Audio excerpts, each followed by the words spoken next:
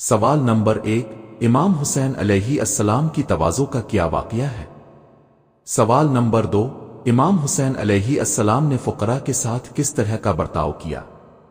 سوال نمبر 3، امام حسین علیہ السلام کا غریبوں اور فقیروں کے ساتھ رویہ کیا تھا؟ سوال نمبر 4، امام حسین علیہ السلام نے کس طرح ایک غلام کو آزاد کرایا؟ سوال نمبر 5، امام حسین علیہ السلام کے اس واقعے سے ہمیں کیا سبق ملتا ہے؟ بسم اللہ الرحمن الرحیم۔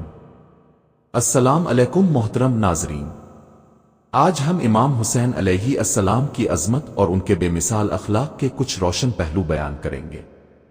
امام حسین علیہ السلام کی شخصیت میں ایسی بے مثال تواضع اور شفقت تھی جو رہتی دنیا تک ہمارے لیے مشعل راہ ہے۔ کہتے ہیں کہ ایک روز امام حسین علیہ السلام ایک راستے سے گزر رہے تھے کہ اپنے دیکھا کچھ فقیر زمین پر بیٹھے روٹی کے چند خشک ٹکڑے کھا رہے ہیں۔ امام حسین علیہ السلام نے انہیں سلام کیا۔ ان لوگوں نے اب کا جواب دیتے ہوئے کہا، آئیے ہمارے ساتھ کھانا کھائیے۔ امام حسین علیہ السلام نے ان کی دعوت قبول کرتے ہوئے ان کے ساتھ زمین پر بیٹھ گئے اور فرمایا، اگر یہ صدقے کا کھانا نہ ہوتا تو میں تمہارے ساتھ ضرور کھاتا۔ پھر انہیں اپنے گھر آنے کی دعوت دی۔ جب وہ امام حسین علیہ السلام کے گھر پہنچے تو ان کے لیے عمدہ کھانا، عمدہ لباس اور کچھ مالی امداد کا انتظام کیا۔ ان کے چہروں پر خوشی دیکھ کر امام حسین علیہ السلام کا دل خوش ہو گیا۔ ایک اور موقع پر امام حسین علیہ السلام نے ایک غلام کو دیکھا جو ایک کتے کو کھانا کھلا رہا تھا۔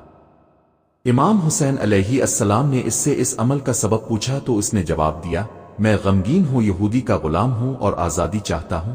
امام حسین علیہ السلام اس غلام کو اس کے آقا کے پاس لے گئے اور 200 دینار دے کر اسے آزاد کرایا۔ یہودی نے امام حسین علیہ السلام کے اخلاق سے متاثر ہو کر غلام اور باغ دونوں ہی کو بخش دیے۔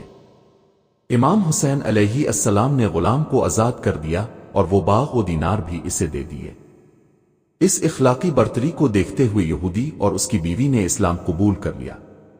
نتیجہ، یہ واقعات ہمیں امام حسین علیہ السلام کی عظمت، رحم دلی اور عاجزی کا سبق دیتے ہیں۔ امام حسین علیہ السلام کی زندگی ہمیں سکھاتی ہے کہ ہم بھی اپنے ارد گرد موجود ضرورت مندوں اور غریبوں کی مدد کریں، عاجزی و محبت سے پیش آئیں۔